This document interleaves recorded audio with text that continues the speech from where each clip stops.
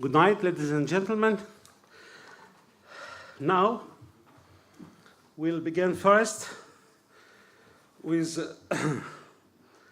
Professor Kleiman, Professor of Classics, City University of New York, who will talk about royal catastrisms, Arsenius II and Perinices II translated to the heavens in Arachthos and Callimachos. Here you are. Micro with you. Now we turn from archaeology and architecture and art to literature. And I'd like to begin first by thanking the people who are working so hard to keep this conference on track and seeing to our every need, especially Georgia Vlahu and Tonia Apostolidou, and also the people working in the back to do the simultaneous translations, which are so difficult. Thank you all for taking such good care of us. So, behold the night sky. Throughout history, mankind has been looking up at the glorious panorama of lights above and organizing them into patterns that we call constellations. Imposing order on the stars aided farmers who used the movement of the constellations to mark the seasons, and sailors who used them to navigate the featureless sea.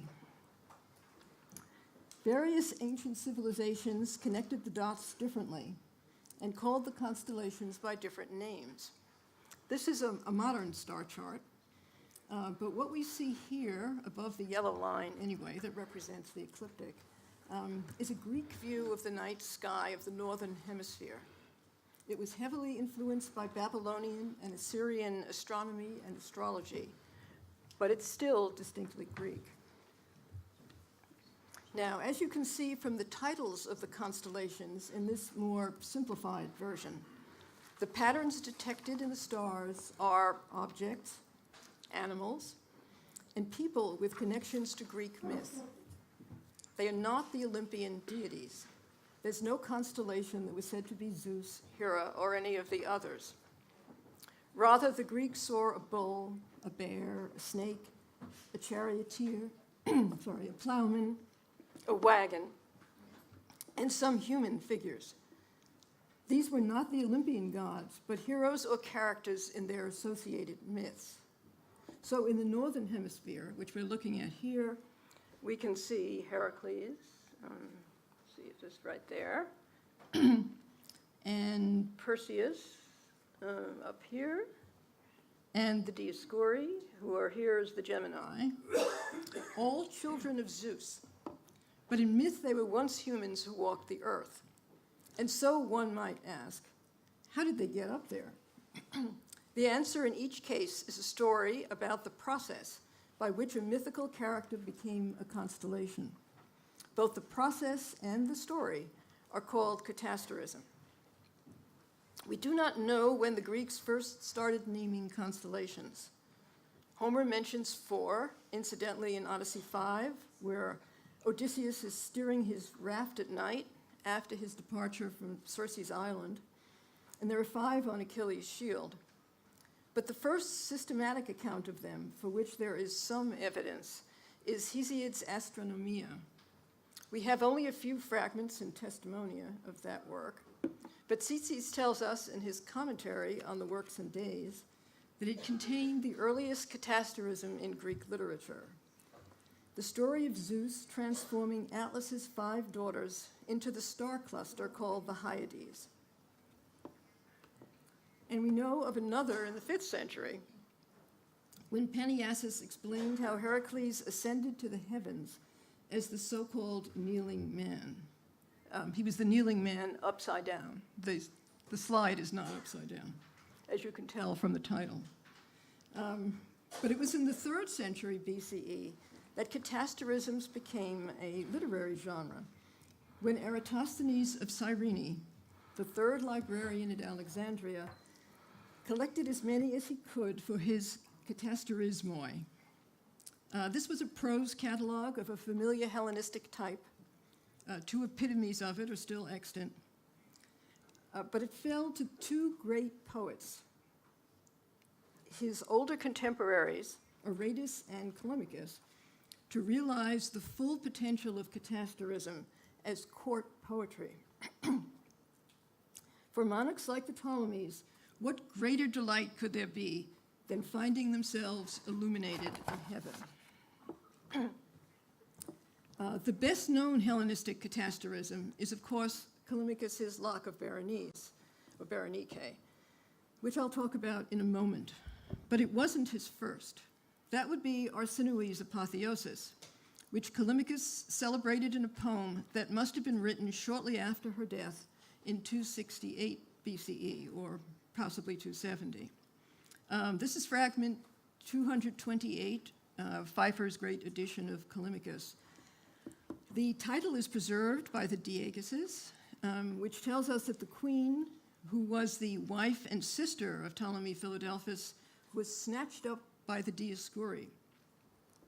The extant fragments are few, but they show that the poem was mainly concerned with the discovery of Arsinoe's death by her late sister, who was unaware of it because she was absent at the time on a visit to Demeter.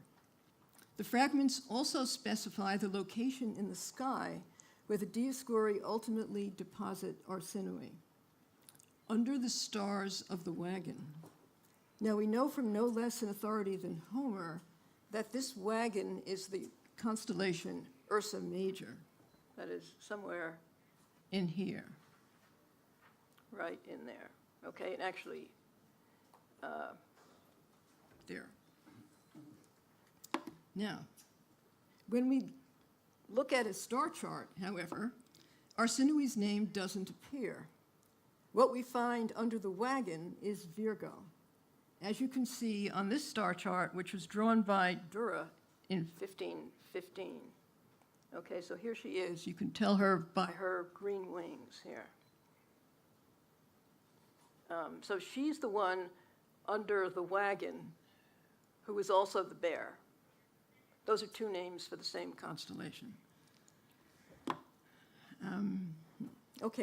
In his Catasterismoi, Eratosthenes makes several suggestions about the identity of Virgo. The first of these is Arsinoe. And I'm going to try to convince you now that there's good reason for thinking that this is correct.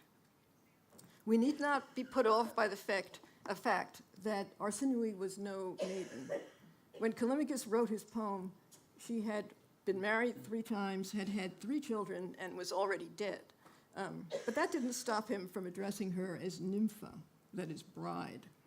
And there's plenty of evidence for the tendency of poets and artists to present the Ptolemies as forever vigorous and youthful. So here she is, colorized now, in Urania's Mira, another star atlas published in 1825. Callimachus's older contemporary, Aratus, described Virgo's catasterism in his astronomical poem, The Phenomena. It contains descriptions of 48 constellations based on a prose account written by Eudoxus of Cnidos in the 4th century. Aratus treats most of the constellations briefly, but the catasterism of the maiden, Parthenos, who becomes the constellation Virgo, is by far the longest, at 30 verses. It's 96 through 136. It also stands out for its literary and dramatic qualities. It has attracted more modern discussion than any other passage in the poem, partly because it can be read as a response to Hesiod's 5 Ages of Man, but also because it just pops right out of the text, because it is so different from everything around it. Briefly, Aratus tells the story of the maiden whom he calls the daughter of Astraeus, or he says, maybe it's somebody else. This sly hint encourages the reader to ask who the alternative father might be. And Aratus gives us a clue. Men used to call her Dike, right, Justice. Since Hesiod identifies Zeus as the father of Dike in the Theogony, it's easy to guess Aratus's intended meaning here. Like Heracles, Parthenos Dike has both human and divine fathers, one of whom is Zeus. So she has the basic qualifications for catasterism. Aratus goes on. There's a story, he said, that she actually lived on Earth, where she did not reject the tribes of ancient men and women, but took her seat among them. And they, that is the people, called her Dike. Now, this is not Hesiod's Dike, who was never personified in this way, but the description suits Arsinoe very well. She was, of course, human, but she was deified very likely during her lifetime and certainly after her death. Her father, Ptolemy I, was deified after his death by his son Philadelphus and given the title Soter, which he shared with Zeus. So Arsinoe and Dike are both daughters of Soter. Now, this is but one expression of a dynastic claim made explicit in the Adulis decree, which the third Ptolemy, Ptolemy Euergetes, posted after his return from the Third Syrian War in 245.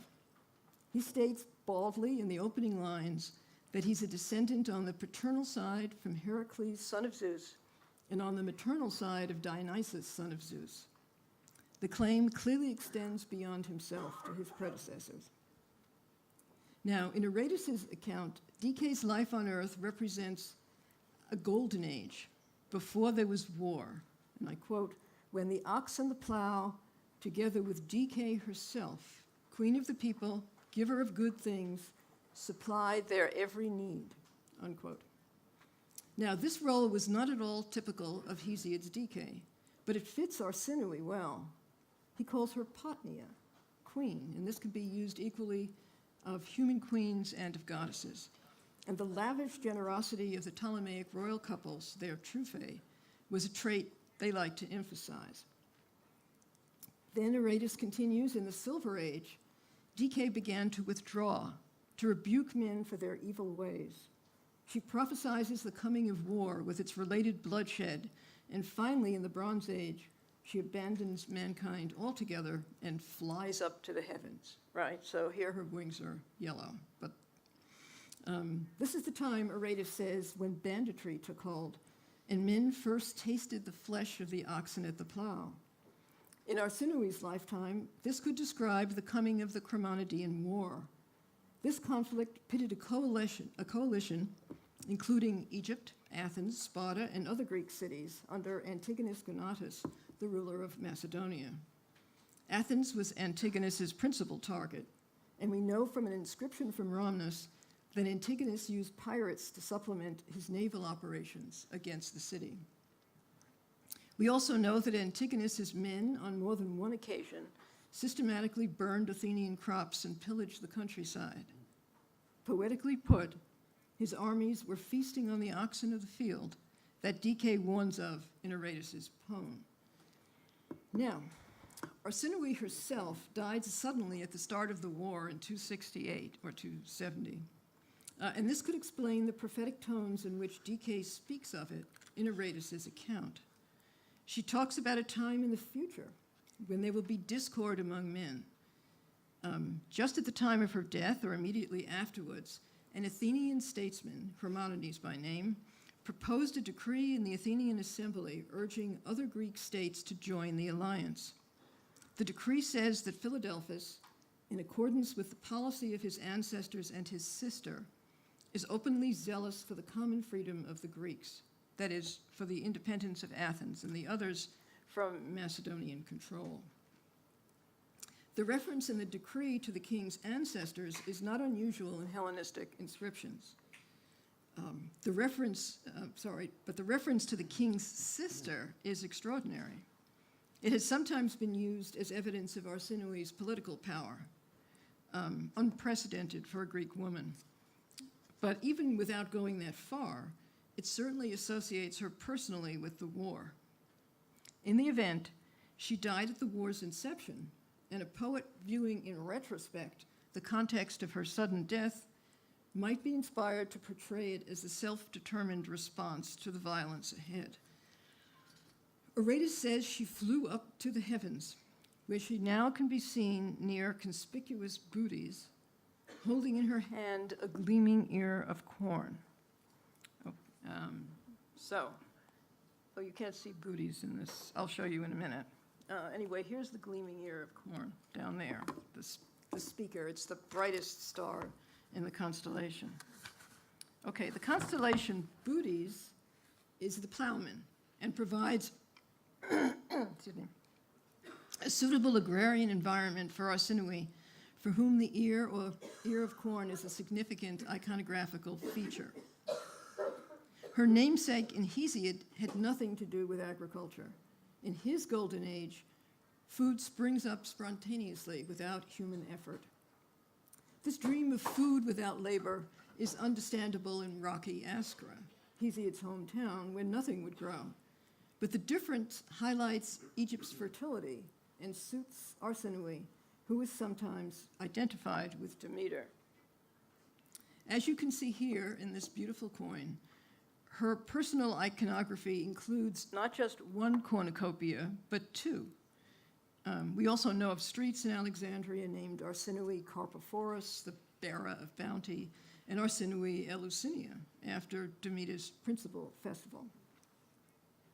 But when could Aratus have written Arsinoe into the phenomena?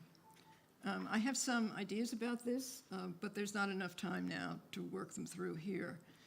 And of course, it would be pure speculation. But Arsinoe's ascent to the stars is a well-documented Ptolemaic conceit. Not only is Callimachus's poem on the subject very clear about it, but the Mendes stele says that in the 15th year of Ptolemy's reign, this goddess ascended to heaven and was received into the world of the immortals as a goddess. Now, this may be a conventional statement announcing her death in an Egyptian idiom, but her mortuary temple, built but not completed by Philadelphus, was anything but conventional. Pliny reports that the architect used magnetized lodestone in the vaults of the ceiling so that Arsinoe's iron statue would seem to float in midair.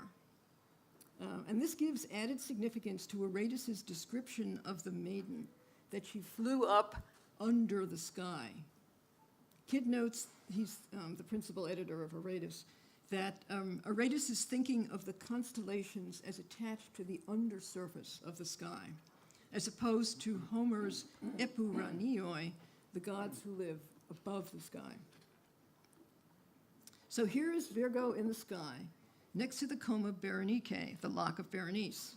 Now, this Berenike is, of course, Berenike II, Arsinoe's successor.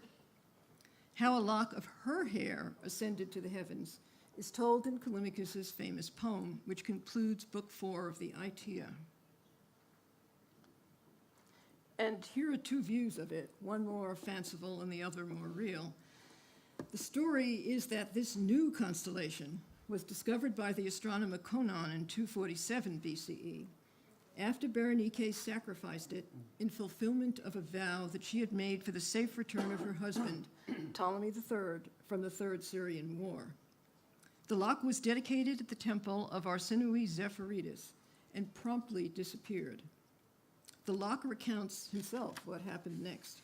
He was swept from the temple by Zephyr and placed in Arsinoe's chaste lap, that is dipped in the sea and still damp, rose at dawn to take his place among the constellations. Callimachus is very specific about the location. The lock is located between Virgo, right? We have Virgo here, and savage Leo, who is here, next to Ursa Major, up here, with slow booties following. Okay, and here's the lock. The lock, you can see, is an indistinct group of stars without any particular shape. The two queens are side by side. Here, Virgo, and here's Berenice. Beneath the wagon. That is, beneath Ursa Major. Now, the temple of Arsinoe Aphrodite at Cape Zephyrium, where the lock was dedicated, was a gift to Arsinoe from the Admiral Callicrates of Samos, and it associates her with Cyprian Aphrodite, in whose care was the safety of men at sea. Berenike later played this role herself at another shrine, where she was worshipped as Berenike Sozusa, Berenike the Savior. The care of sailors is a responsibility that Berenike also shares with the Dioscuri, and Arsinoe with the Kabiri, who are often associated with the Dioscuri. And here is Berenike on a beautiful gold coin, her own gold coin, and on the reverse you can see the elements of her iconography. The fillets of her royal diadem, the stars of the Dioscuri, some of her coins have their little pointed hats, and her single cornucopia filled with fruits and grains. Like Arsinoe's double horn, Berenike's single one suggests her connection to Demeter, and there is other evidence of this as well. Berenike, in fact, borrowed much of her own iconography from her predecessor.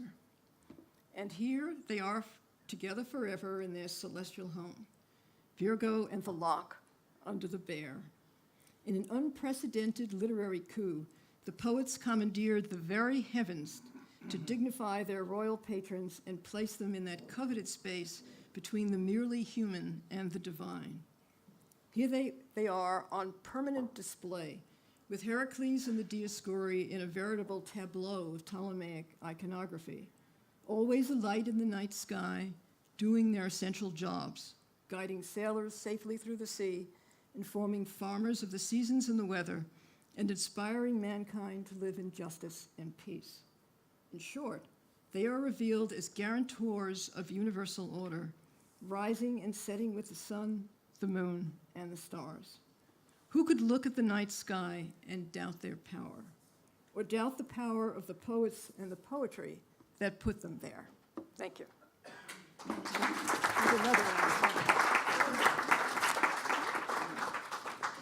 Thank you, Professor Kleiman. Dr. Shaker, here you are. Αρχικά θα ήθελα να πω δύο εκφράσεις μόνο στα ελληνικά, επειδή είναι γλώσσα της παιδείας μου, οπότε πρέπει να την τιμήσω. Θα ήθελα να ευχαριστήσω πρώτα την Οργανωτική Επιτροπή, κυρίως τον κύριο Ζέρβο, την κυρία Βλάχο, την οποία δεν την γνώρισα ακόμα για να την ευχαριστήσω και προσωπικώς. Θα ήθελα να ευχαριστήσω επίσης και όλους τους μεταφραστές πίσω, οι οποίοι καταβάλουν φυσικά μεγάλη προσπάθεια. And now, I have the honor to invite Professor Georgia Xanthaki Karamanou, Professor in University of Peloponnese. She will talk us about the Hellenistic drama and the framework of Alexandrian culture. Thank you. I would like, first of all, to express my deepest and sincere thanks to the organizing committee for inviting me to participate in this remarkable conference on the Hellenistic Alexandria. Ladies and gentlemen, you can see the title of my presentation, and I would like to move to a general outline of the presentation.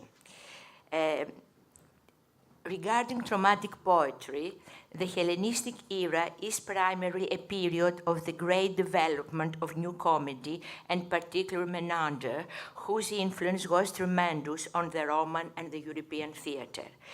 We had the opportunity yesterday to listen to very remarkable observation concerning the developments in science and technology in Alexandria era.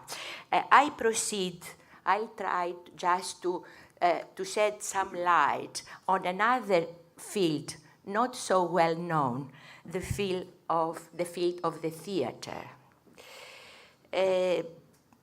This is nevertheless an important field for Alexandria and Hellenism as a whole. The era's dramatic production in tragedy and satyr play is a really remarkable development. The Hellenistic tragedy and satiric drama, though significant for the new trends they introduced in the history of the theater, from 3rd century to the European theater, have fallen, unfortunately, into oblivion, and only fragmentary text or even only titles of their plays remain to us. Nevertheless, In Hellenistic times, dramatic performances continued to be very popular, following on the steps of Alexander the Great, who during the campaigns in the East was accompanied by actors and musicians giving performances on various occasions. After Alexander's death, dramatic productions became a common activity in most cities of the successors' kingdoms. As in classical times, in the Hellenistic period, theater was regarded as a universal form of both education and entertainment, but above all, the cornerstone of Hellenic culture and a prime instrument for its expansion. This we have to keep in mind, that Hellenistic theater was the cornerstone of Hellenistic culture, with the development of classical scholarship in these times. In this cultural framework, theaters were considered as necessarily public buildings and were built in every important city, such as, apart from Alexandria, in Babylon, Priene, Ephesus, Ecbatana, Seleucia, Antioch, Halicarnassus, and in Egypt, particularly in Memphis, Panopolis, Ptolemais, Arsinoe, Oxyrhynchus, and as far as Cyrene. Dramatic performances were organized in festivals.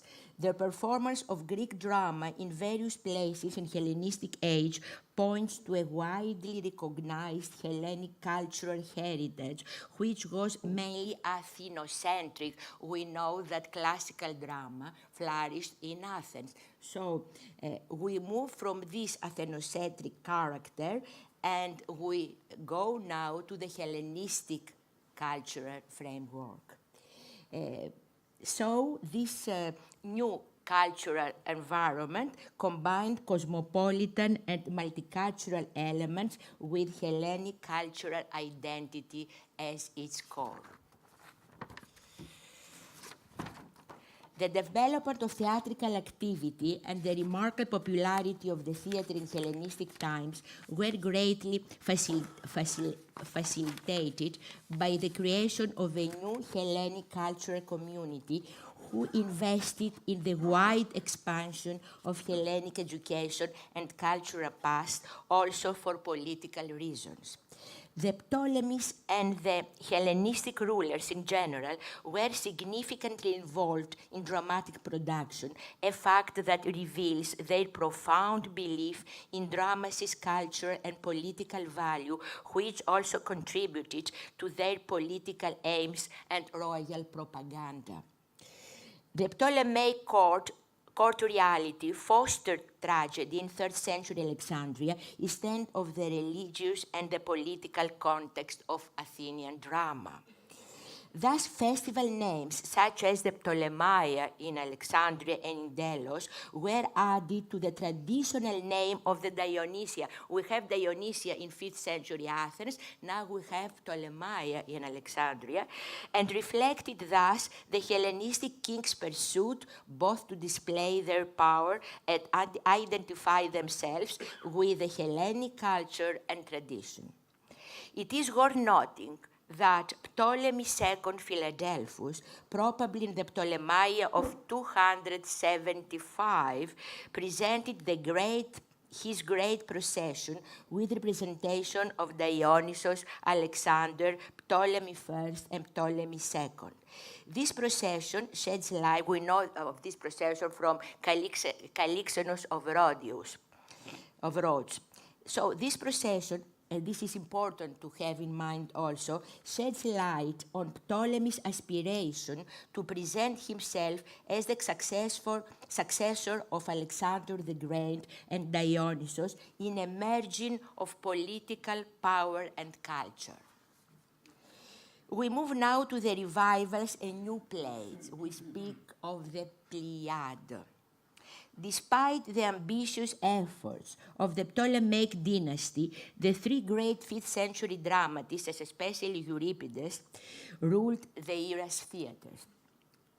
Ptolemy III Evergetes borrowed from Athens the official text of the three classical tragedians' plays. This official text, which is the prototype, the original text of our classical tragic poets, was moved from Athens to Alexandria after the request and the demand of Ptolemy. And this is a very important step to our knowledge of classical scholarship, and especially to our knowledge of classical drama.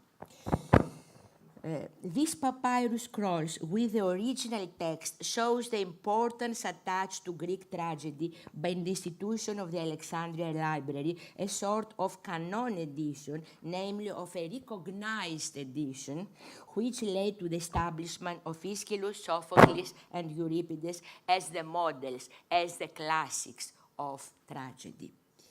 The works of these great poets became the main examples on which Hellenistic dramatists modeled their own plays. Revivals of 5th century and sometimes also 4th century plays, we have some inscriptions of 4th century plays performed in Alexandria era. So we have some sources of dramatic performances also of 5th century and 4th century as revivals. But apart from revivals, there is ample evidence for the production of many new plays attributed to the many playwrights of the period. More than 60 names are recorded as playwrights of the Alexandria era. But unfortunately, of these various names, 7 dramatists were distinguished as stars, masters of dramatic art in the first half of the 3rd century, mainly under the reign of Ptolemy II, and were called the Pleiad after the Pleiades, the constellation. It was the memory of the Alexandria Pleiad that in the 6th century AD made Ronsard and the French poets around him to call themselves La Pléiade. 5 names of the 7 tragic poets of the Hellenistic Pleiad are certain, for they are recorded in almost all our relevant sources. Homerus of Byzantium, Lycophron of Chalkis, Philiskos of Corcyra, Corfu, Sosithous of Alexandria Troas, and Alexander from Aetolia.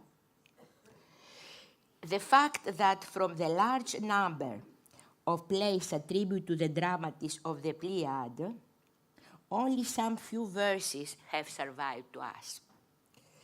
Thus seems to be due to the influence, to the great influence of the Atticis, of the scholars inducing and promoting the Attic dialect.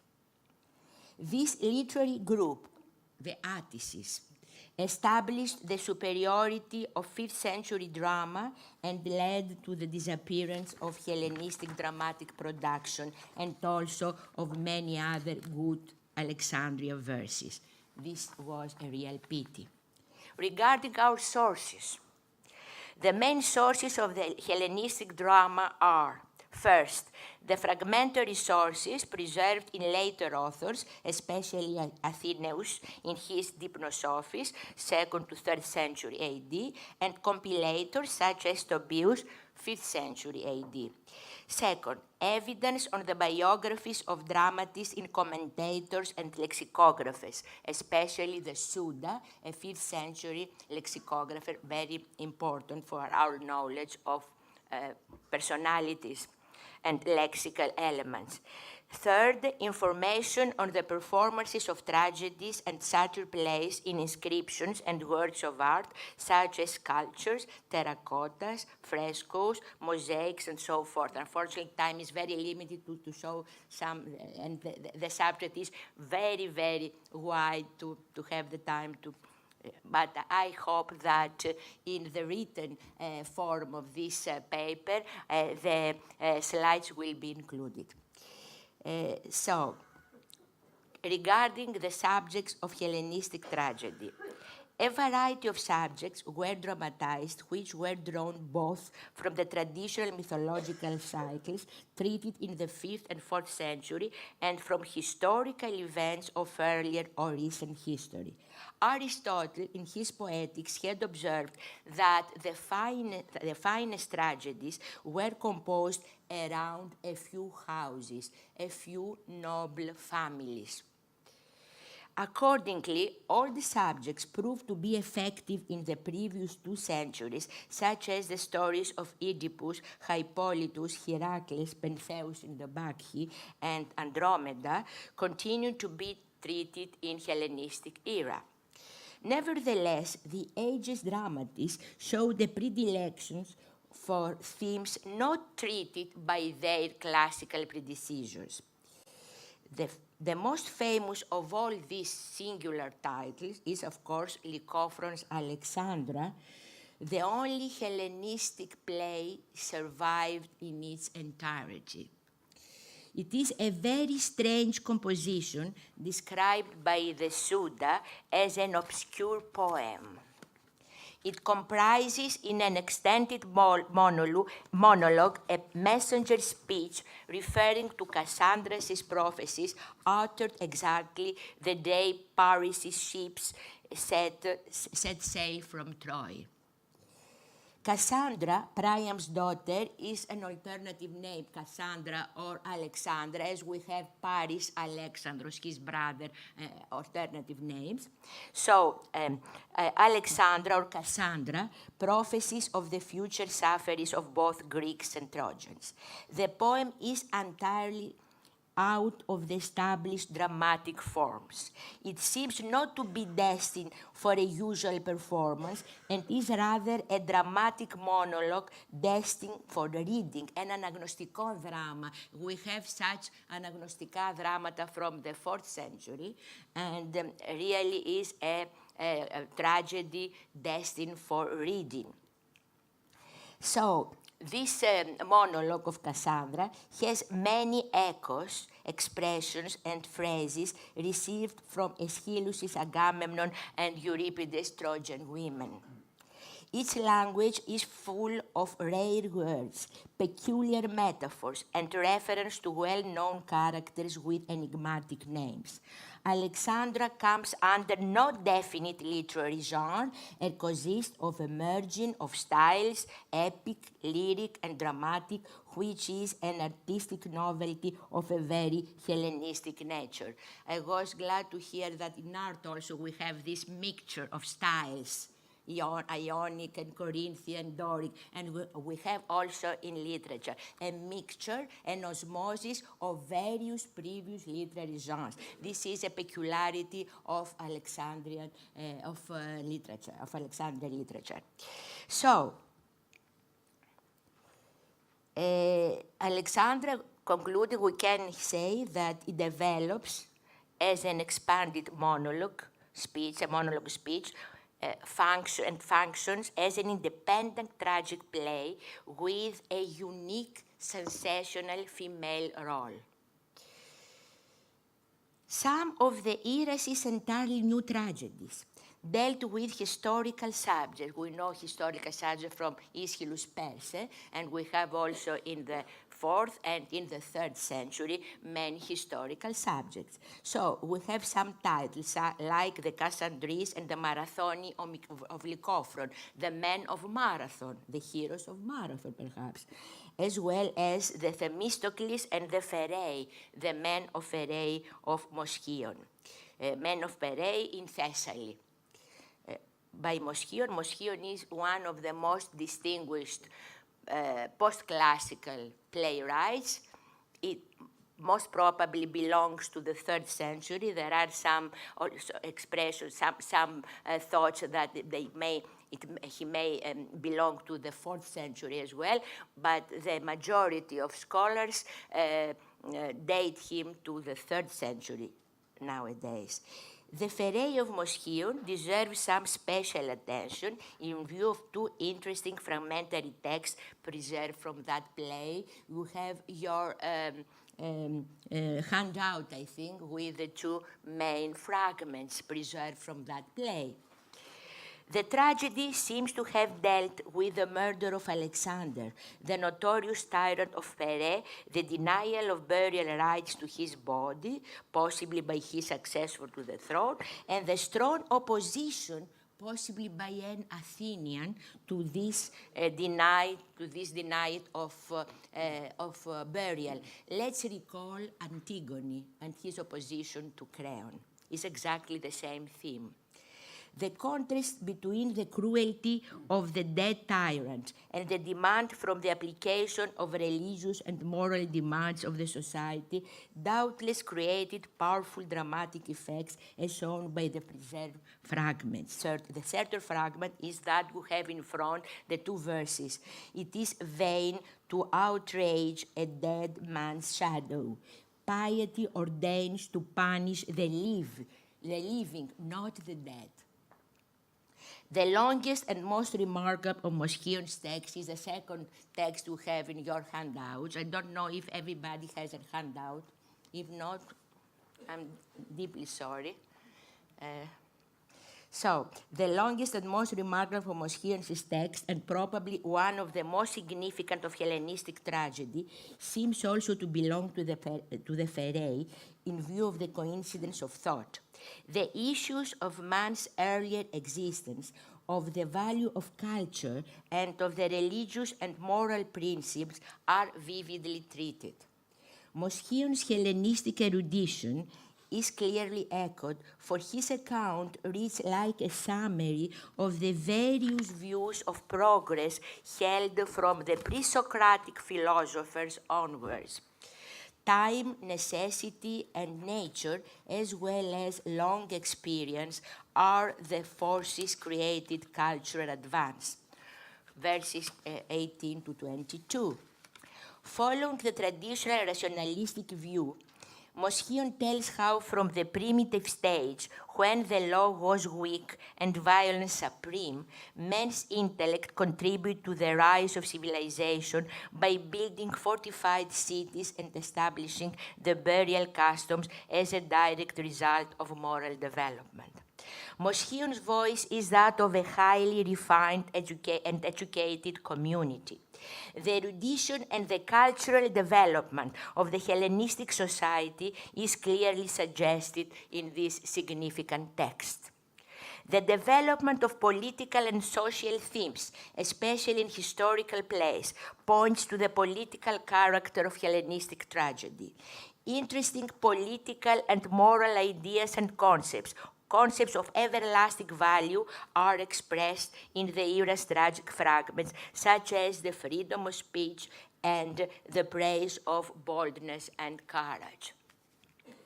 In the less known field of Hellenistic drama, there is one clear and undisputed development, the revival of the almost disappearing satyr play. From classical ages dramatic production, only one satyr play survived, Euripides' Cyclops, although during the great Dionysic in the 5th century BC, approximately, 300 satyr plays were performed. Sosithous of Alexandria in Troas, one of the Pleiad of Hellenistic dramatists, is regarded as the restorer of satiric drama in Hellenistic times. Though the subject and the material in 5th century satyr plays were taken from mythology, the Hellenistic satiric drama also dealt with parody of known contemporary figures. We move now to a very important chapter, the language and the Hellenistic literature and classical scholarship. This is, I think, a topic we can devote a special seminar to reveal and promote this contribution of scholars during the Alexandrian time, and also to show the importance paid to this special field of science and scholarship. So, Greek language and education provided the primary means of paideia in Alexandria, and Greek drama as a literary genre contributed to the expansion and the support of public education. A remarkable number of Hellenistic poets had an important part in the establishment and development of classical scholarship in Alexandria. Of the Pleiad, Alexander the Aetolian was responsible for the classification of the tragic and satiric plays in the Alexandria Library, and Lycophron of Chalkis was approximately entrusted with approximately in 280, entrusted with the arrangement of the comic poets and wrote the earliest treatise on comedy in 9 volumes. I focus now on some scholars, well-distinguished scholars, especially Callimachus of Cyrene.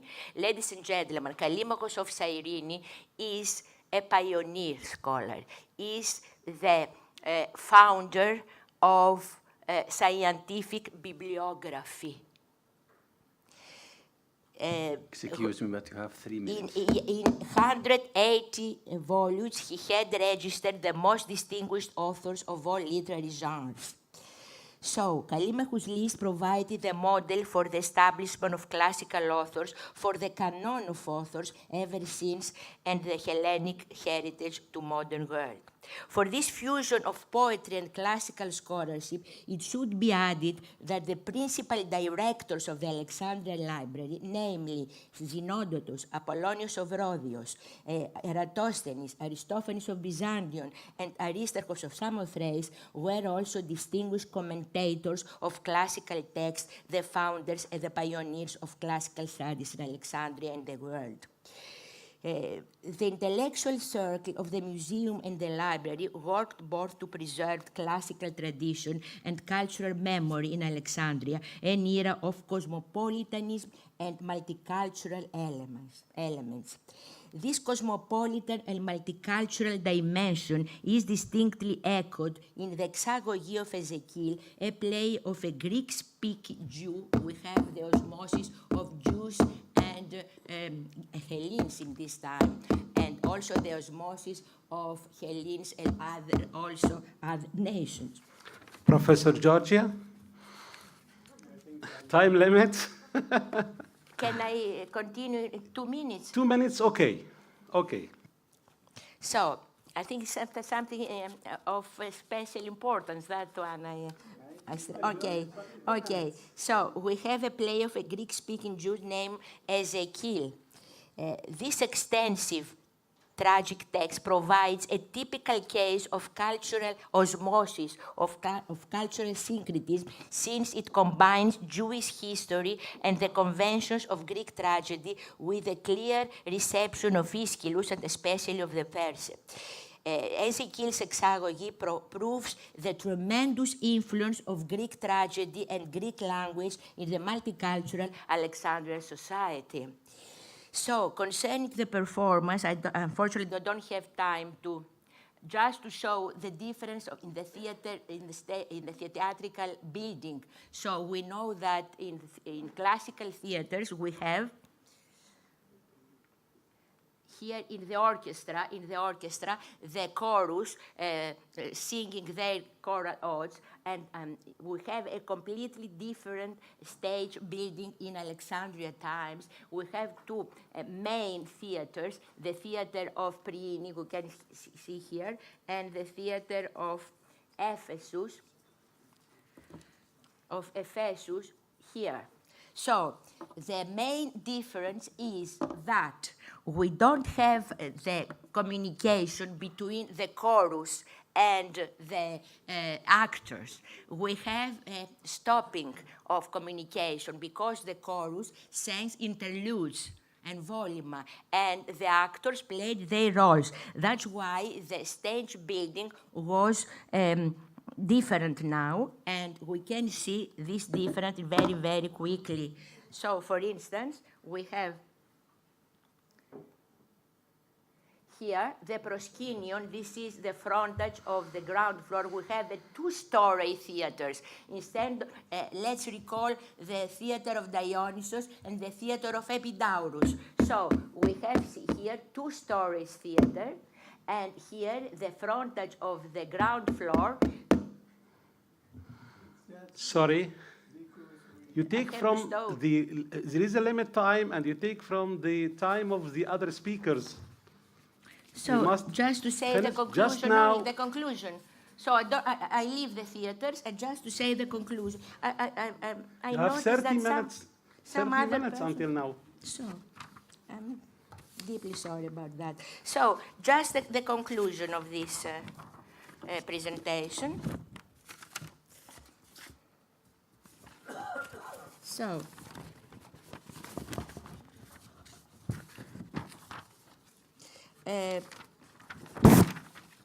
sorry about that.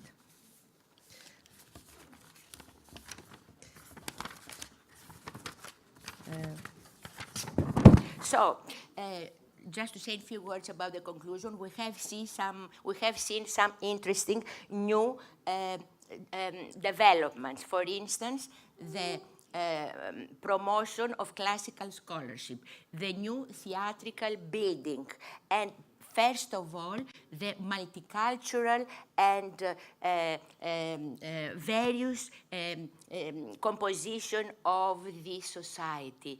These are the really Hellenistic contribution, Hellenistic contribution to the history of culture, and we move from the Athenocentric character of 5th century drama to the Alexandria, to the Hellenistic Alexandrian culture, and this is very important because after Alexandria, these developments are going to move to Byzantium and to the modern European civilization and culture. Thank you for your attention.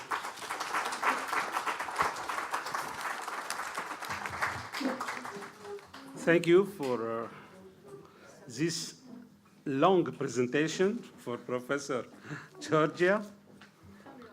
And now, from Macedonia to Ptolemaic Alexandria, the cult of Dionysius Pseudonar, Professor Emmanuel Voutiras, Professor, School of History and Archaeology, Aristotle University of Thessaloniki, Greece. Here you are. Okay. I hope you hear me. I'll try not to put your patience to the test. Of course, I would like to extend my thanks to the organizers for inviting me to this conference. And I would like to say that this paper is a tribute to a really great scholar, Rudolf Pfeiffer, and his magnum opus, alongside the history of classical scholarship, the edition of Callimachos. Early in his reign, precisely in the year 279-78 BC, Ptolemy II Philadelphus created a Pentateuch festival in Alexandria, the Ptolemaia, in honor of his parents and founders of the dynasty, Ptolemy I Soter and Berenike I. A grandiose procession, which we may assume lasted several days, took place either during the first or, more probably, as you have also just heard, during the second Ptolemaia, celebrated in the winter of 275-4 BC.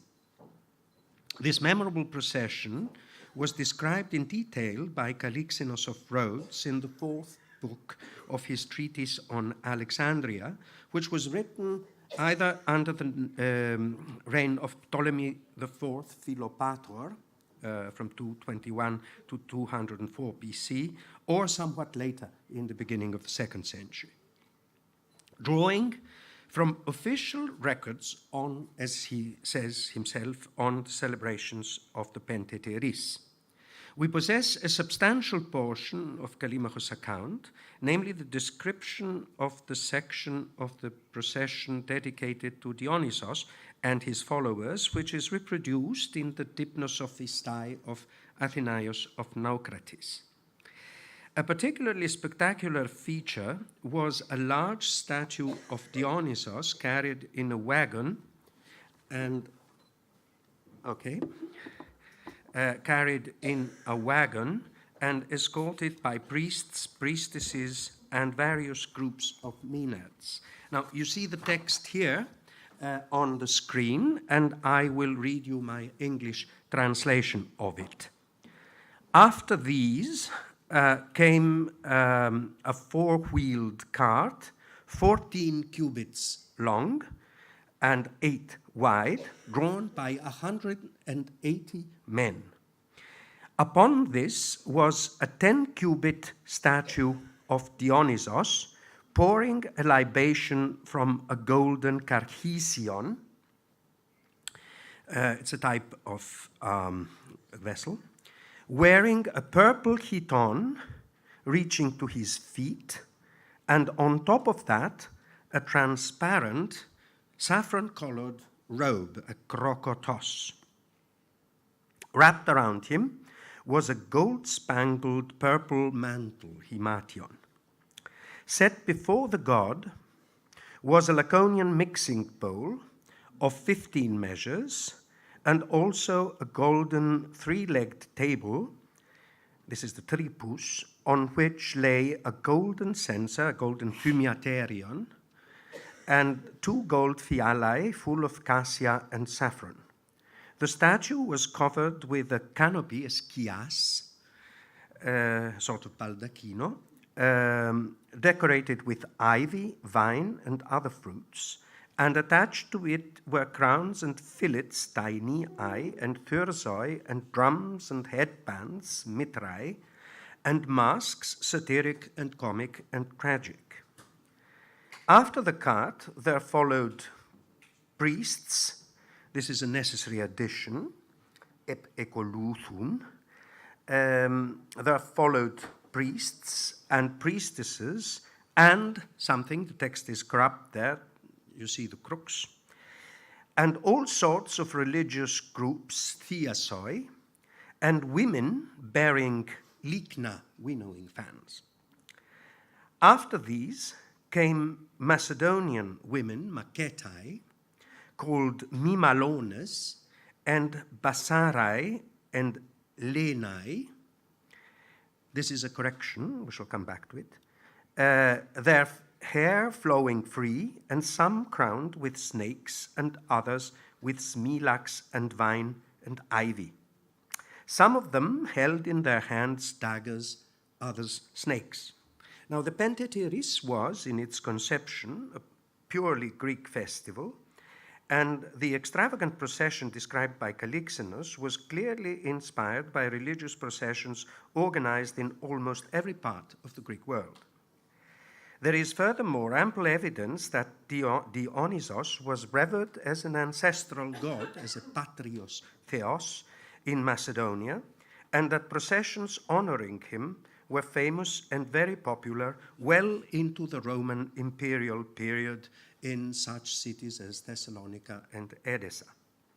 In the Alexandrian procession, Dionysos is shown, according to the prevalent perception, as the god of wine, feasting, revelry, and, of course, the theater. Yet it is particularly intriguing to find among the various dancing and reveling female followers of the god, usually designated by the generic name of Maenads or Bacchants, parading alongside the better-known Basarai and Lenai. Now this is a plausible, though not entirely certain, conjecture by Wilamowitz in order to replace the rather unexpected Ludai of the manuscripts. A group of women by the name of Mimalones, who are expressly identified as Macedonian, Maketai. The presence of Macedonian Maenads in the procession should not surprise us. We know indeed that the first Ptolemies, even though they reigned over Egypt mainly, considered themselves Macedonians and were proud of their origins.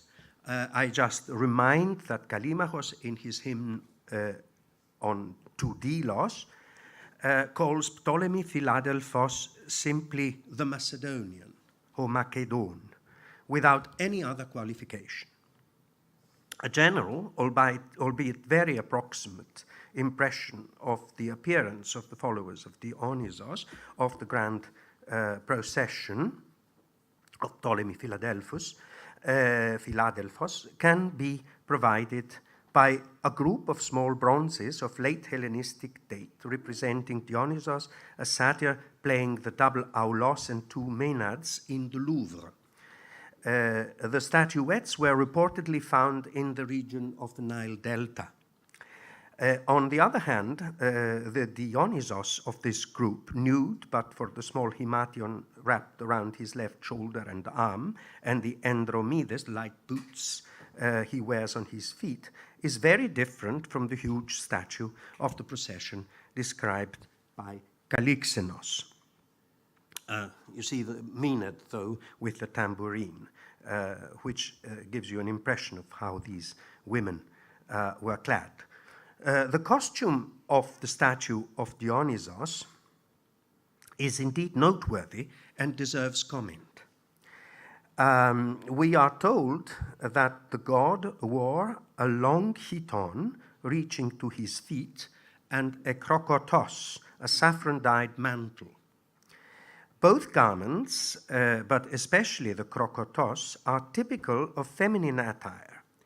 Jan Bremer observes very pertinently that it appears as a feminine garment in the frogs of Aristophanes, in a fragment of Cratinus, and in Oedipus Rex. I would like to add also the parados of Aeschylus Agamemnon.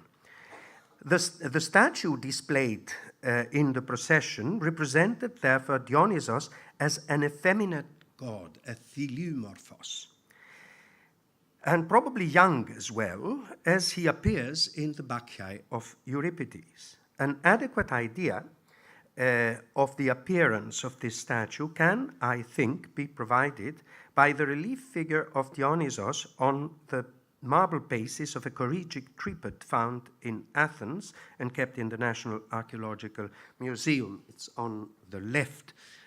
You see here the photograph of a plaster cast in Bonn. The basis is unanimously dated to the early Hellenistic period, the second quarter of the 3rd century BC to be precise, and it was apparently famous and admired enough to be copied. You see on the right a Roman replica of it, which is in a private collection.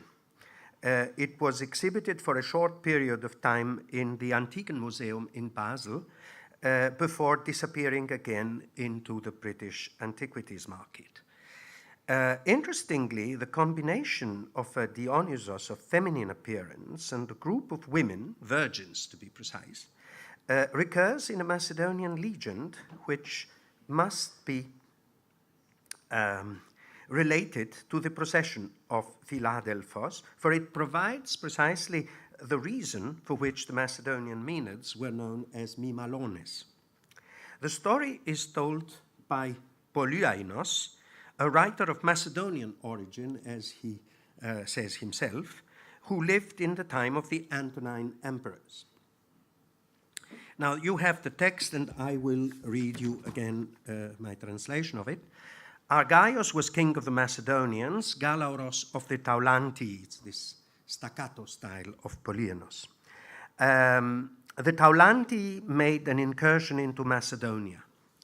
Argaios, whose force was small, directed the Macedonian young women, as the enemy formation charged, to show themselves to them from Mount Ereboia.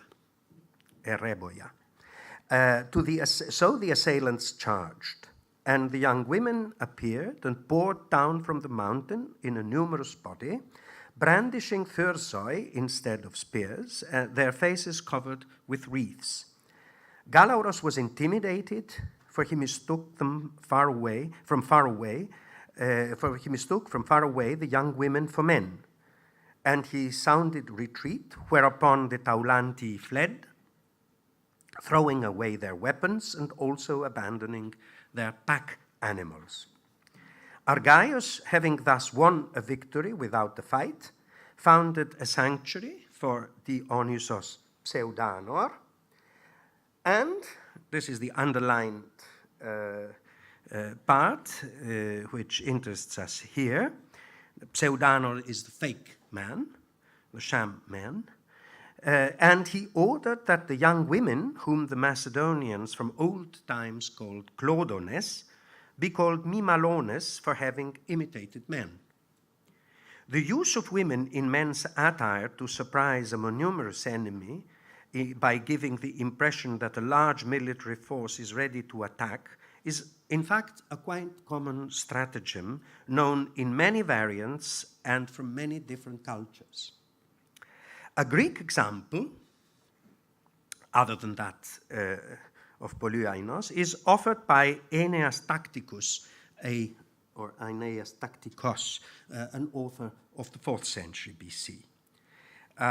It's the second text. I will read you again the translation. The men of Sinope, when at war with Datamas, were in a critical position and in want of men. They therefore disguised and armed the fittest of their women, so as to make them look like men as much as they could, giving them, instead of weapons and helmets, buckets and similar brass utensils, and marched them around the walls in full view of the enemy. They did not allow them, however, to throw anything, for you can tell a woman a long way off by the way she throws. And as they did this, they kept a close eye on the deserters in order to avoid the divulgation of the stratagem. Now, François Delpech collected and discussed a number of similar stories of women masquerading as men during military campaigns, including those of Polyainos and Aeneas Tacticos, which we have just read, taking as a starting point the legendary accounts of the fall of Orihuela in medieval chronicles referring to the Muslim conquest of Visigothic Spain. Yet there is an essential difference between most of these stories, like that of Aeneas Tacticos, and the one transmitted by Polyainos, namely that the latter is in reality, as Delpech rightly observes, a historicized aition for the creation of a specific cult, that of Dionysos Pseudanor. The existence of this cult in Macedonia has been recently confirmed by epigraphical finds, manumission records of the first half of the 3rd century AD found in Beroia. In these inscriptions, Dionysos Pseudanor bears the cultic epithets agrios, the wild, the savage, and erikryptos, the well-hidden. Now, Miltiadis Hadjopoulos and after him Jan Bremer were able to show that the epithets and the story lead to the conclusion that Dionysos Pseudanor was a god connected to rites of passage involving young women transitioning from puberty to adulthood. Such rituals are indeed known to have included travesty and change of sexual roles. Now, a notice in the Etymologicum Magnum under the word mimalones informs us that the story explaining why they obtained this name was told by Callimachos. This is fragment 503 in Pfeiffer's edition. The text reads, Mimalones, women so called for imitating men. This is according to a Macedonian story which can be found in Callimachos, dia Macedonicaen historian hetis keitai entois Callimachu.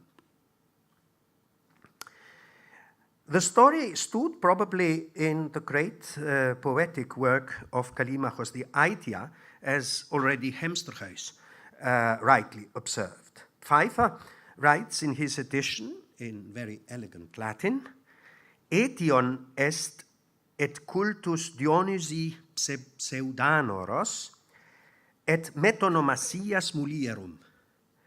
Etis igitur potius fabula tribuenda est quam hypomnemasi, which is the suggestion of Schneider, etiam grammaticorum explicatio vocabuli et imitationes poetarum posteriorum de carmine ducte videntur. Isaac Casaubon was the first to recognize in 1589 that the story told by Callimachus was in fact the same as the one transmitted by Polyaenos. The question that arises is how Callimachus, and much later Polyaenos, came to know this local Macedonian story. The fact that the Mimalones took part in the grand procession of Ptolemaeus Philadelphos proves that the Macedonians who settled in Alexandria after the conquest of Alexander the Great and the foundation of the city had brought with them their local customs and beliefs. Yet it seems improbable that Callimachus came to know the Macedonicae Historia of the creation of the cult of Dionysos Pseudanor and the renaming of the Macedonian Maenads from Clodones to Mimalones from oral tradition. It is much more likely, in my opinion, that the learned poet and librarian of the Library of Alexandria had consulted one or more treatises on Macedonian local myths and traditions, like, for example, the Macedonica of Marsyas from Pella. In other words, the knowledge of the cult of Dionysos Pseudanor and other local cults among the scholars and poets of Alexandria was probably due to the great library. The same could also be true of Polyaenos. This well-educated orator of Macedonian origin, I'm finishing, of Macedonian origin, who lived in Rome and dedicated... 2 minutes left. No, I have 30 seconds. Who dedicated his treatise on stratagems to the emperors Marcus Aurelius and Lucius Verus in 162, on the eve of the Parthian War, could of course have heard the story in his youth in Macedonia. The inscriptions, as we saw, attest the cult of Dionysos Pseudanor at Beroia in the 3rd century AD and prove that it was still practiced in Macedonia in Roman imperial times. But in this case, too, it seems more probable that the source was either Callimachus himself or, more likely, a treatise on local Macedonian cults and customs. Thank you for your patience.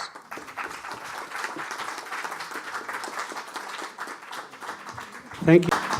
Thank you, Professor Emmanuel, Dr. Shakir. Now we have our last speaker, the Professor Valianos Periklis, Professor of Political Science, University of Athens. He will speak, he'll talk us about the philosophy in Hellenistic Alexandria and its sequence. Here you are. 20 minutes. Thank you very much. I'm the last speaker, and I could very well say at this point, most of what I have to say has been said, so goodbye and let's go home. But I have to make my own contribution. I will begin with an observation by the great historian of Alexandrian and Hellenistic civilization, W.W. Tarn, that arguably more so than the glorious Periclean century, the Hellenistic age is a recognizably modern age. So in my mind, I'm trying to understand what is the modernity of Hellenistic Alexandrian civilization. Alexandria is more than a geographical place. It is the capital of a new age. And it is the locus of its concepts, its values, its experiences. So what is its legacy for us today? This is what I want to understand. A lot has been said about Alexandria's beauty, physical beauty, strategic importance, commercial importance, wealth, and so on and so forth.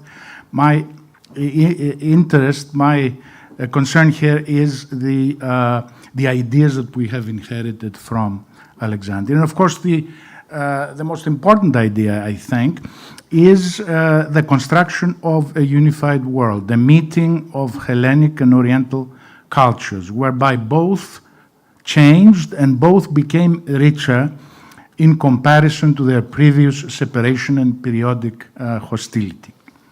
This meeting had been announced already in Euripides and Menander. For example, in the Trojan tragedies of Euripides, barbarity is a state of mind and a mode of behavior, in other words, inhumanity, across ethnological barriers. Menander expresses this positively by declaring that he's brother and fellow citizen to all right-thinking persons all over the world. Eratosthenes, the illustrious librarian of Alexandria, chides Aristotle for advising Alexander. This is the advice that Aristotle gave to Alexander, to treat Greeks as family, in other words, as free and equals, but the barbarians he should treat as they would, say, as if they were inferior animals. Unfortunately, that's the word that tradition has it that he used. Eratosthenes, on the contrary, counsels the recognition of all cultures as organic constituents of a common human civilization.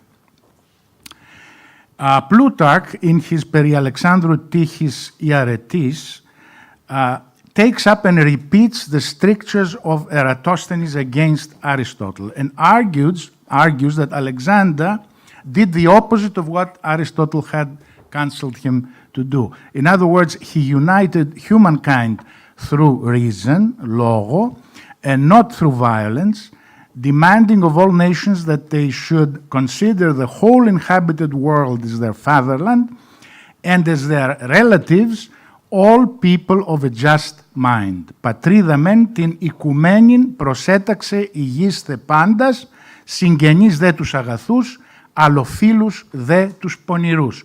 These are the words of Plutarch.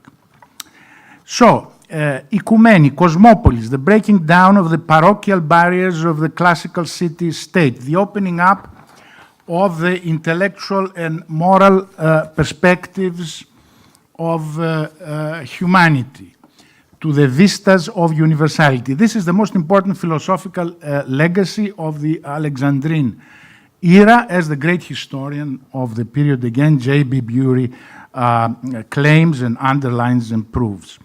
It is an ideal that the modern era is still struggling hard to realize in the face of countless national and cultural egoisms. Cosmopolitanism was codified, as we know, into a philosophical creed by the Stoics. The Stoics were Orientals. They were Phoenicians, although they taught in Athens. But their thought infused Hellenistic culture until the sweeping revival of Platonism at the tail end of antiquity. Their rationalism pervades the intellectual and scientific world of the Alexandrine sages. I could refer briefly to three emblematic documents that express and codify this universal message. We have Cleanthes' hymn to Zeus, where Zeus here is the universal principle of harmony that unifies the physical and moral opposites in nature and society in one perfect whole. His supervision, pronia, makes sure that human evil choices going against the nature of things are brought to nothing.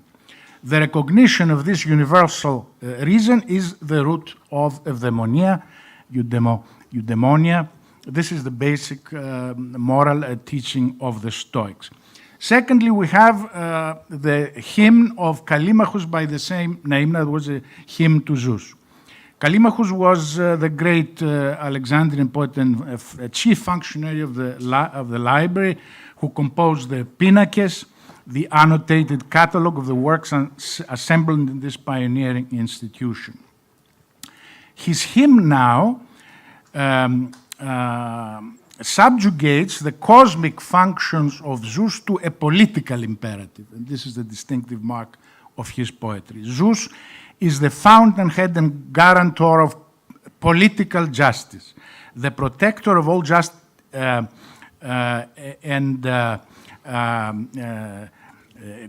good-minded political rulers such as Ptolemy, Soter, and Philadelphus. Despite serving to establish the divine legitimacy of Ptolemaic government, Zeus' cosmic function is still intact here. So Zeus is still a cosmic force, but at this point in time, he's in the service of the Ptolemies. And this is the change in the tone of voice of Callimachus. And the third text I would like to refer to is the beautiful, the splendid Women of Syracuse by Theocritus. This is a delightful image of Alexandria at the peak of its cultural and political powers under Philadelphos. The populace is a vibrant mixture of diverse tribes where all kinds of exotic dialects, such as the Doric, of the female protagonists are heard. Ptolemaic government guarantees general safety and well-being and the common enjoyment of the cultural spectacles, in this instance, the feast of Adonis of Phrygian provenance, in which the various traditions of these various peoples participate and mix. In Theocritus, the defender of Callimachus, in the controversy about the epic in opposition to Apollonius of Rhodes, the Stoic ideal of nature is sung in marvelous poetic tones, as opposed to the arid intellectualism of the materialist philosophers, the Stoics. It is presented by means of the charming landscape of Sicily and its love-struck shepherds. The Roman poets will later transport this dream of the fulfilled simplicity of life in the bosom of the verdant countryside to Arcadia. But it still offers a universal vision of erotic and sentimental sincerity and bliss, appealing to the common core of humanity as such across borders, traditions, cultures, and so on. Now, and I want to stress this because this is a note that hasn't been heard very much in this conference, and I think it is important to keep it in mind. There is a negative side to this cosmopolitan utopia, philosophical or poetic. And this is obviously the withdrawal of the individual from the public sphere and public life, and the entrusting of the exercise of power to an absolute, although benevolent monarch, who towers above all as a visible god. The prototype here is again Alexander. And this is indeed a loss in terms of political liberty, in terms of political participation, in terms of political autonomy, in terms of moral autonomy compared to the classical age. This has to be underlined because here we have a vision of a deified, theocratic, absolute monarchy which humanity took a very long time to shake off its back, okay, until the time of the Enlightenment and the great revolutions of the 18th century. The practical task of achieving this cultural homogenization of cosmopolitanism, Hellenistic cosmopolitanism, was by means of the royal organization of culture. All ships calling at the port of Alexandria were required to surrender any books on board for copying. The original manuscripts of the great tragedians were imported from Athens and never returned, as we know. They were kept there. This was a supremely political project. Political authority took it upon itself to define the canon of learning, through which the Hellenes would acquire self-consciousness of their traditions and the non-Hellenes access to the ruling hierarchies of the new unified world. Okay, so this monarchic patronage of the arts, okay, on the one hand, facilitated the organization of culture, all these great achievements of Alexandrian science. On the other hand, it placed science, learning, thinking at the service of political authority. This has to be kept in mind. The foundation of the library and the museum thus created the institutions which even unto the present time have channeled intellectual and scientific activity, and this is another striking feature of the modernity of the Hellenistic age. It's something which we still have from that time.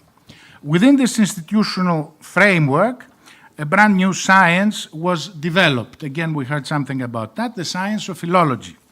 The study of the logos, of words and ideas as an end in itself, now that politics was the exclusive domain of the divine ruler. So the Ptolemies kept power, absolute decision-making in the public sphere, and the scholars dealt with the logos, the words, the myths, the traditions, the literary traditions, and so on. Royal patronage provided the protection and material means for the execution of this collective project. This had, of course, immense advantages. Political authority now also defined itself through the cultural benefits it secured to the social body. In other words, government needed culture, and that's a good thing, for government to see itself through culture.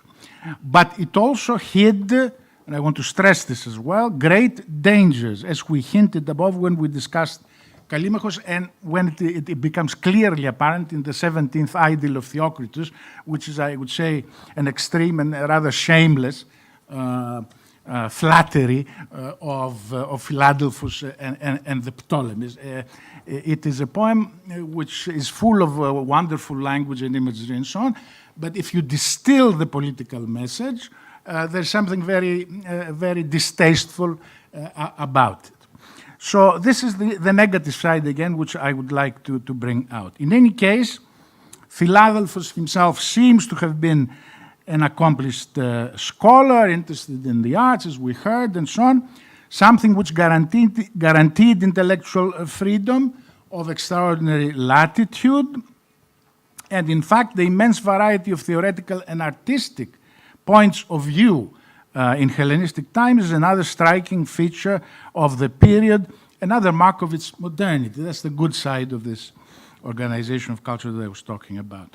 Philology has acquired a rather bad reputation over the centuries. A kind of stale Byzantinism, I would say, hangs over its endeavors. This is in itself quite unfair. Manolis. But if we go back to the Alexandrian beginnings, it will have to be seen as an invigorating intellectual achievement of the highest caliber. It demanded, to begin with, precise knowledge of the principles of reading and writing. This is in itself very important. But even more significantly, it was the precise formulation of a critical historical method.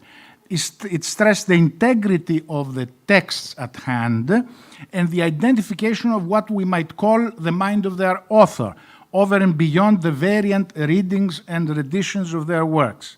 It was a search for core meanings, and these meanings were the bedrock upon which the procedure of exegesis must be based. It was hence an eminently rational operation. This has again a lot to teach us today, when the vogue is to deny author, to deny text, deny meaning, and to give, let's say, our predilection is to give free rein to the most arbitrary and absurd inventions of the reader's fantasy under the pretext of recreating or rewriting, let's say, a given text. This is the postmodern method which seems to be victorious everywhere in Western academia anyway nowadays. A philological analysis was applied first and foremost to Homer, as we know, and the illustrious name of Xenodotus, the first librarian at Alexandria, must always be given its due in this connection. His conclusion as to a unitary poet of both epics is against the claims of the horizontes, because there were scholars in Alexandria that claimed that there was a different author, a poet for the Iliad, and a different author for the Odyssey. Anyway, their conclusions to a unitary poet still color the consensus decisively until the present day, despite all the nuances, sophistications, demurrals in the construal of this unity. This is my personal opinion, following in this case the arguments of the Greek scholar Kakridis. But of course, I'm not a philologist, and anybody can have a different approach to this question. But the philosophical side of the operation is what concerns us most here. Saving Homer, as much as the saving of the phenomena, which was the chief task of the Alexandrian cosmological science, also implies an attempt to clear the landscape from all sorts of theoretical impurities that prevent us from seeing the grand harmonious structure. So now the problem was to see the mythic garb in which the Homeric worldview was put forth in a new way, in a way that does not violate the rational sensibilities of the new intellectual elite. And once again, it was the Stoics that had shown the way in this enterprise. The Stoic treatment of the Hellenic mythological legacy is summed up, as we know, in the procedure of allegorisis. Allegory, allegorisis, and so on. It is an idea that goes back to the 5th century, Anaxagoras, Protagoras, etc. The project is to uncover a hidden true meaning, hyponoia or hyponia, as we say in modern Greek, beneath the traditional imagery and language. They are patently absurd and ethically noxious content of the myths, cannot be taken literally. This derives from Plato's denunciation of the poets.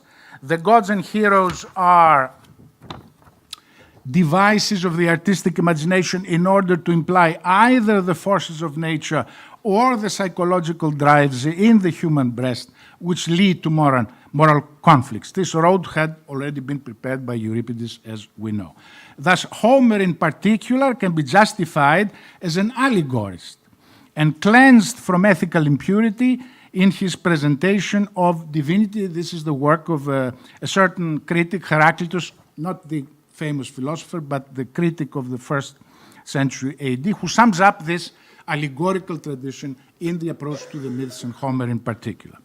An alternative approach was the so-called euhemerist one, according to Ephemeros, who was the court mythographer of Cassandros in Macedonia, according to which the myths actually masked and distorted ancient historical events. Zeus, for instance, in this interpretation, was once a human king, but the Stoic approach was the one that prevailed. In this way, a doctrine of the Logos was cemented during the Hellenistic, the Alexandrian period.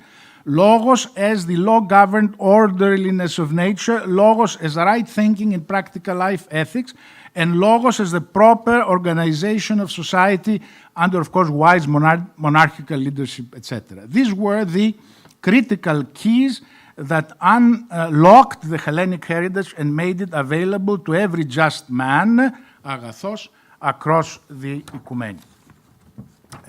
But of course, these philosophical pursuits of the Alexandrian and the Pergamene elites were only one of the main trends of the Hellenistic age. In fact, these could be seen as a cultural project of legitimation of a ruling political and economic oligarchy. And again, we have to keep this in mind. The dark masses at the base of society were in fact swayed by other subterranean forces which promised no mere theoretic clarity, for which the common person had little use anyway. As we know, the era was also traversed by powerful religious currents which promised individual salvation in the afterlife. This was the vital legacy of the native Egyptian civilization. Eventually, these existential concerns also triumphed in the philosophical sphere, and Stoicism was eclipsed by Neoplatonism. The Stoic sage, a logistis plus politis, as F.E. Peters calls him, logistis, a man of thought, and also a man thinking about justice in the polis. The Stoic sage was overthrown by the theurgos, the theurgian, in other words, the traveling mystic and miracle man. This could be seen, has been seen as a failure of nerve, as a failure of the Hellenistic age compared to the classical age. Okay, we have to keep this also in mind. We don't need hagiography.